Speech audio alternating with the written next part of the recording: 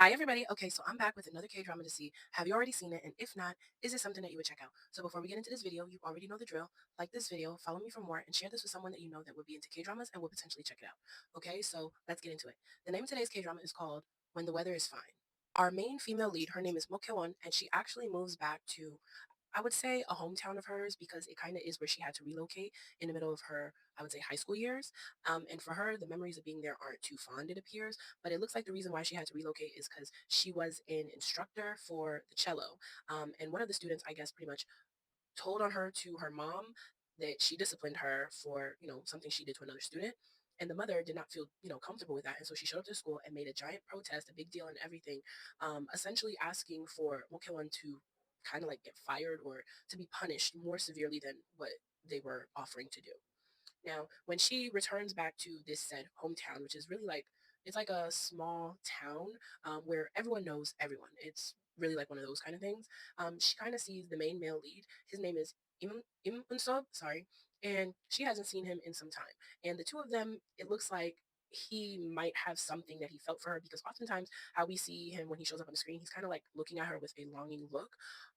So there's that. Now, our main female character, what I'm really seeing is that when she moves back, she essentially moves in with her aunt, and her aunt is always wearing shades. Now, she's not sure what's going on with the aunt, and the aunt doesn't wish to disclose. The aunt is merely trying to urge her to return back to Seoul and saying that there's nothing for you here. Go back to what you were doing over there.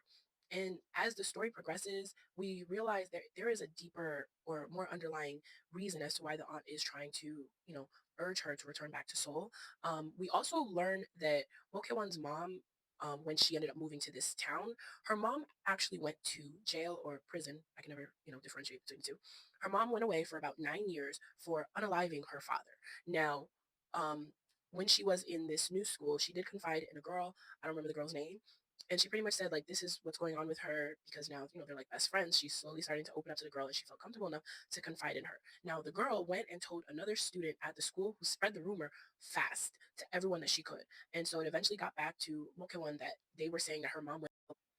And so one day, while Mokewon was actually in what appeared to be a chemistry lab, like classroom, she overheard some of the girls talking about her, and then they were like, "Well, where did you get your source from?" And that's when they said Mokewon's best friend's name, and that's what drove her to stop associating herself with that girl because that was her deepest, darkest secret that she's never said anything about to anyone. And here she was finally confiding in someone just for that girl to spread it around. Now, this girl, she is insisting that all of this was a misunderstanding and she doesn't understand why Mokewon only gave her one chance and is refusing to be her friend and is refusing to hear her out. And Mokewon kind of stood her ground like, no, like you violated my trust. I don't want anything to do with you. Now, on the other hand, our main male lead, Imun Sub, he is, I guess, from the outside looking in, he appears to have the perfect family. And then as the story progresses, we come to find out that his parents and his sister are not, blood related to him. But what happened was he was abandoned when he was 10 and they found him and they were the ones that were taking care of him and raising him. And because of this, because he has memories of his actual parents, he kind of keeps himself a little bit away from them, but he's trying not to get too close to them. Now, the two of them battling all the things that they're battling, where Wokewan is running away from her life and soul, and Imam Sub is kind of, dealing with the unhappiness that he has inside of him while being surrounded by people who are showering him with love, and he feels like he's undeserving of it because happiness is not going to stay long for him. And the two of them come to find out that there's a lot more that they don't know about each other, and that there are deeper things going in the background. So in the whole show, I would suggest, that you guys do check it out because this is one of those romance. It's more like a slow burn, I would say.